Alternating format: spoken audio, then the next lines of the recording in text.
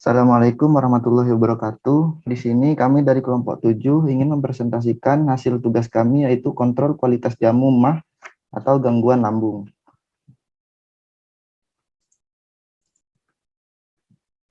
Di sini nama anggotanya yaitu Nabila Ivana Firjatullah, NIM 21 116, Astrid Fauzia 21 118, Henry Hidayatullah 21 119, Estu Wilujeng 21 122, Rayanti Fitri Lestari 129, Lia Trinanda 21 134, Adelia Amanda 21 153. Pendahuluan. Kontrol kualitas merupakan usaha untuk menjaga mutu produk yang dilakukan pada waktu penerimaan atau pembelian atau hingga siap olah. Simplisia yang bermutu adalah simplisia yang memenuhi persyaratan Farmakope Indonesia, Farmakope Herbal Indonesia, dan Materia Medika Indonesia yang umumnya mencakup identitas, kemurnian, dan kandungan. Bertujuan untuk memberikan efikasi terukur secara farmakologis dan menjamin keamanan dari konsumen.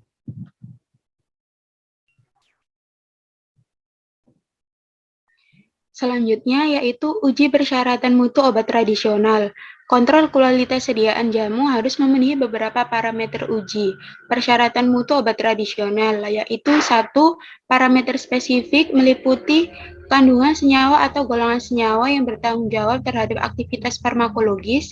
Kedua, parameter non-spesifik meliputi aspek kimia, mikrobiologi, dan fisis yang akan mempengaruhi keamanan konsumen dan stabilitas meliputi kadar air, cemaran logam berat, aflatoksin, dan lain-lain. Jadi, untuk berdasarkan Peraturan Badan Pengawasan Obat dan Makanan Nomor 32 2019 tentang persyaratan keamanan dan mutu obat tradisional, persyaratan dan keamanan mutu produk jadi obat yaitu adalah yang pertama, rajangan yang diseduh dengan air panas sebelum digunakan. Yang kedua, rajangan yang direbus sebelum digunakan. Dan yang ketiga, serbuk yang diseduh dengan air panas sebelum digunakan.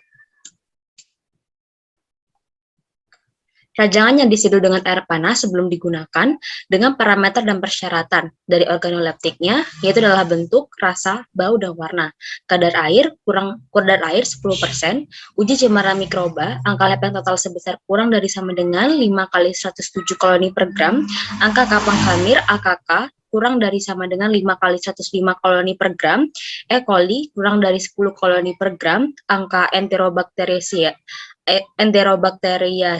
kurang dari sama dengan 103 koloni per gram, Clostridia negatif, Salmonella negatif, dan Shigella juga negatif. Aflatoksin total adalah aflatoksin B1, B2, G1, dan G2 kurang dari sama dengan 20.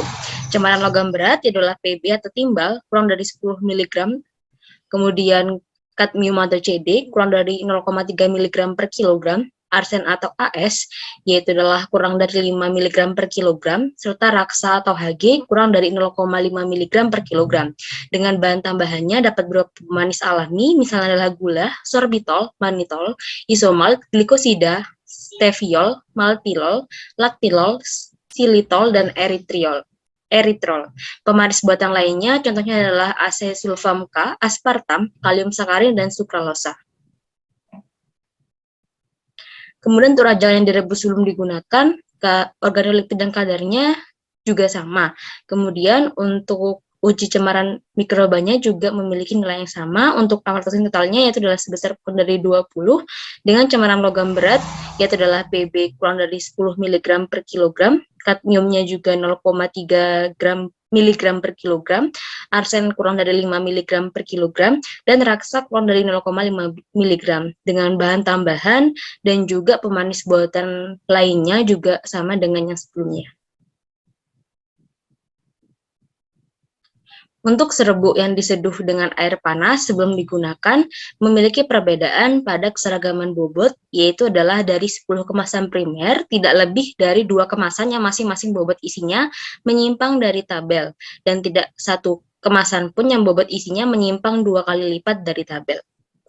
Dengan cemaran logam beratnya juga berbeda pada timbalnya, yaitu adalah kurang dari 10 mg per kilogram, kadmiumnya kurang dari 0,3 mg per kilogram, arsennya kurang dari 5 mg, dan raksanya 0,5 mg. Dengan bahan tambahnya juga sama. Untuk tabel keseragaman bobot dapat dilihat pada tabel berikut bahwa bobot rata-rata serbuk kurang dari 0,1 gram, penyimpangan terhadap bobot rata-ratanya sebesar kurang lebih sama dengan 15%, hingga untuk bobot rata-rata serbuk lebih dari 6 gram, penyimpangan terhadap bobot rata-ratanya sebesar kurang lebih sama dengan 5%.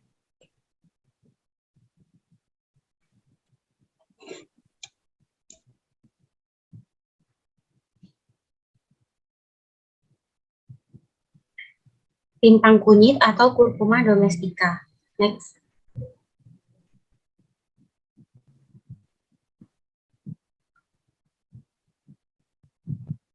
Parameter spesifik untuk rintang kunyit, yang pertama identitas Siplicia, irisan melintang, timpang, ringan, rapuh, bentuk hampir bulat sampai bulat panjang, kadang bercabang, umumnya melengkung tidak beraturan, terdapat bekas ruas-ruas, permukaan dalam dengan batas korteks dan sirih pusat yang jelas, bekas patahan agak rata, berdebu, warna kuning jingga kemerahan sampai kuning jingga kecoklatan, bekas patahan kuning jingga sampai coklat kemerahan, bau khas, rasa agak pahit, agak pedas, lama-kelamaan menimbulkan rasa tebal.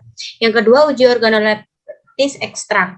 Ekstraknya kental, warna kuning, bau khas, dan rasa agak pahit. Yang ketiga, kadar sari larut air tidak kurang dari 11,5%. Yang keempat, kadar sari larut etanol tidak kurang dari 11,4%. Yang kelima, makroskopis dan mikroskopis. Terdapat perbedaan dari makroskopis, yaitu berbentuk memanjang bercabang, berwarna kuning jingga, dan baunya khas kunyit, serta rasanya pahit dan agak pedas. Sedangkan mikroskopis, jaringan gabus, sel parenkim dengan sel kuning, jaringan pengangkut, rambut penutup, butiran amilum, dan sel parenkim dengan amilum. Untuk parameter non-spesifik kunyit, yaitu yang pertama susut pengeringan, pada Simplicia tidak lebih dari 10%, yang kedua kadar abu total, pada Simplicia tidak lebih dari 8,2%, sedangkan pada ekstrak tidak lebih dari 0,4%. Yang ketiga kadar abu tidak larut asam, yang untuk Simplicia tidak lebih dari 0,9%, sedangkan untuk ekstrak tidak lebih dari 0,1%. Yang terakhir yaitu kadar ekstrak untuk Simplicia tidak lebih dari 10%. Kemudian yaitu herba sembung atau Blumea balsamifera. Untuk parameter spesifiknya, yang pertama yaitu identitas Simplicia. Bagian pangkalnya sendiri dan berujung lancip, pinggirnya bergerigi, pertulangan daun menyirip. Kemudian permukaan daun bagian atas agak kasar, sedangkan bagian bawah daun berambut rapat dan halus. Kemudian uji organoleptis Simplicia. Bau dan rasanya mirip kamfora, agak pahit, serta berwarna hijau kecoklatan. Untuk kadar sari larut air tidak kurang dari 13,9%. Untuk kadar sari larut etanol tidak kurang dari 6,8%. Kemudian bentuk mikroskopik. Epidermis atas terdiri dari selapis sel berbentuk poligonal dengan dinding berombak. Stomata tipe anomositik, kemudian memiliki rambut penutup. Tipe komposite, kemudian terdapat minyak berwarna kuning dan serabut sklerenkim pembuluh. Kemudian makroskopik. Daunnya berbentuk tunggal, bertangkai, panjang helai daun 10-30 cm. Kemudian memiliki lebar 2,8 sampai dengan 12 cm. Bagian pangkalnya dan ujung berbentuk lancip, pinggirnya bergerigi, pertulangan daun menyirip. Kemudian permukaan daunnya sendiri agak kasar. Next. Kemudian parameter non-spesifik. Untuk yang pertama yaitu susut pengeringan. Kadar susut pengeringan tidak lebih dari 10%. Kemudian kadar air. Pada ekstrak herba sembung, kadar air tidak boleh lebih dari 14%. Kemudian kadar abu total. Untuk Simplicianya tidak lebih dari 8,4% dan untuk ekstraknya tidak lebih dari 6,7%. Kemudian kadar abu tidak larut asam. Untuk Simplicianya tidak lebih dari 1,7% dan untuk ekstraknya tidak lebih dari 2,5%. Selanjutnya, rimpang jahe atau zingiber officinale. Next. Untuk parameter spesifiknya, yang pertama, identitas simplicia, berupa irisan rimpang agak pipih, bentuk lonjong, bulat telur, pada setiap cabang terdapat parut meleku ke dalam. Setiap irisan terbagi menjadi 3, lapisan paling luar kasar, lapisan sebelah dalam halus, dan terdapat pembatas antara lapisan sebelah dalam. Bekas patahan pendek dan berserat menonjol. Lapisan luar berwarna coklat kekuningan, lapisan dalam berwarna putih kekuningan, dan terdapat warna kebiruan pada bagian serat. Yang kedua, uji organoleptis simplicia. Di sini terdapat bau khas dan memiliki rasa pedas, serta berwarna coklat kekuningan pada lapisan luar dan putih kekuningan pada lapisan dalam. Yang ketiga, kadar sari larut air tidak kurang dari 15,8%. Lalu yang keempat ada kadar sari larut etanol tidak kurang dari 5,7%. Selanjutnya ada mikroskopik. Fragmen pengenal dari rimpang jahe ini adalah amylum peridem jaringan gabus. Kemudian ada makroskopik yang berupa batangnya tegak, berakar serabut dan berumbi dengan rimpang.